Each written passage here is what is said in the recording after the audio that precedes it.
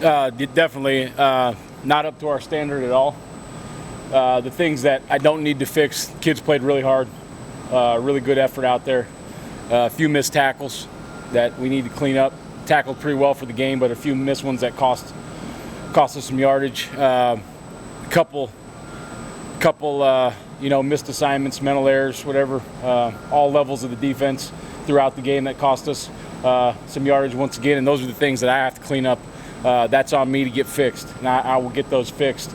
Other things that are concerning is, we take great pride on this unit at putting the fire out. When we get put in an unfavorable situation, we fix it.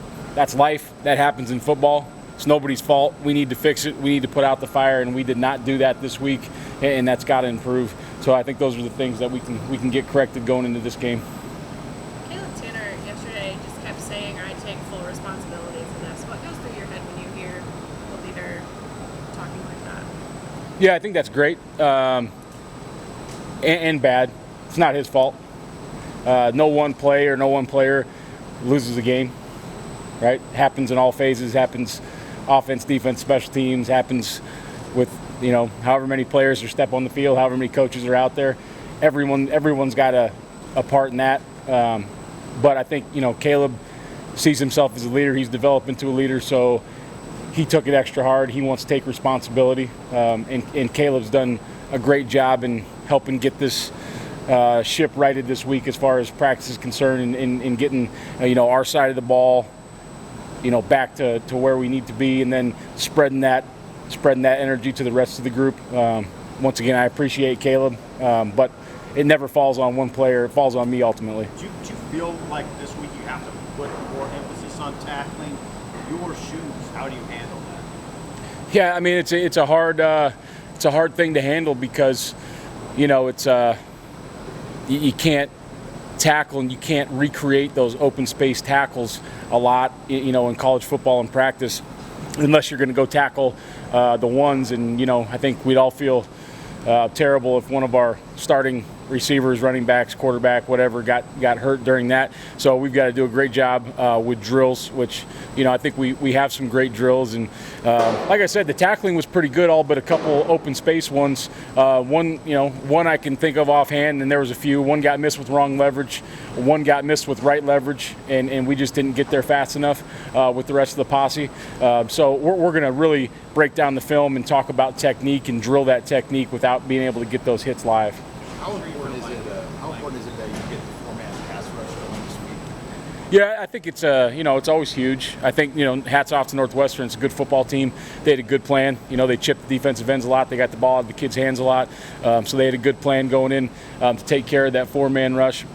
But it's going to be huge for us to get that thing going.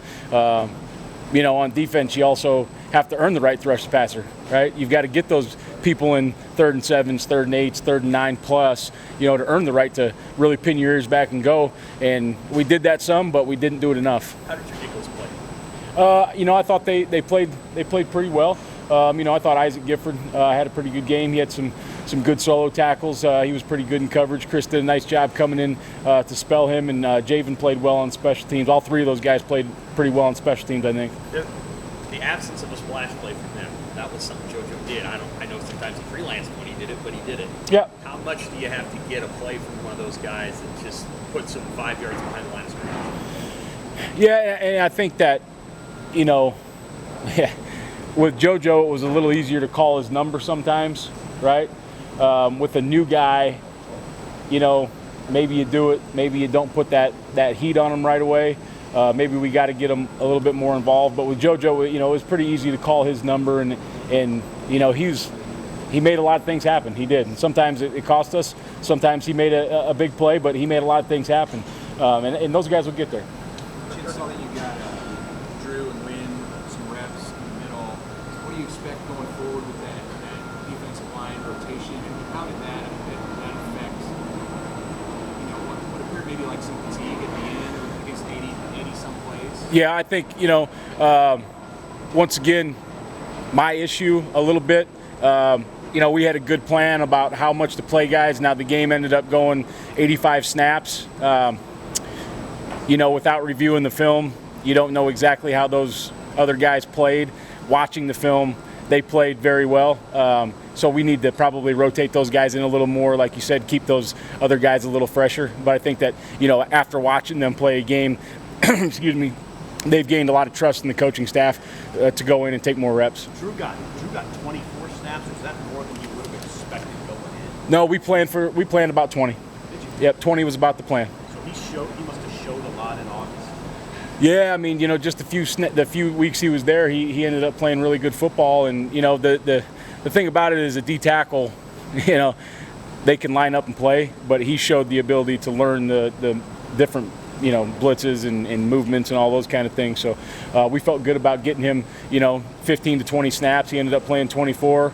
Obviously, like Mitch said, we probably could have rotated those guys in a little more. And once again, that was the plan that I had going in. If we'd have known the game would have went 85, it all comes down to then who do you put in for the extra snaps, and now we see what we can do. Like Nick and Luke both got names that you guys saw at various points. How essential is their one game? How essential is their continued ability to stay healthy when you have to live with them?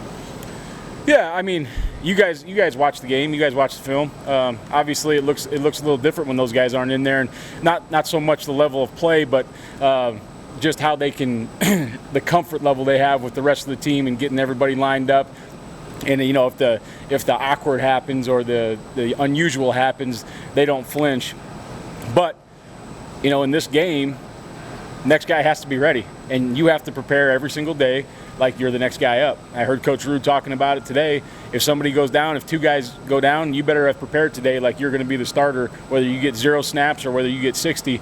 So our next guys up got to be ready to roll. When Nick was playing with something on his hand, was he able to be effective tackling after he came back in? Yeah, I thought Nick played well all game. I didn't see Nick miss any tackles. So I thought he was good. Yeah. Have you given any thought with Kolarvik having him play some inside linebacker again? Are you happy with him out there as well? Yeah, no, Chris has been cross training kind of the whole camp, so he's good to flip back and forth.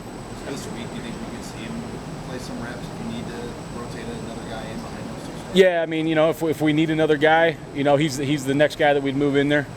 It's never easy to play your first game. So Ernest Hausman's really thrown in the fire in that one moment, kind of right after the onside kick.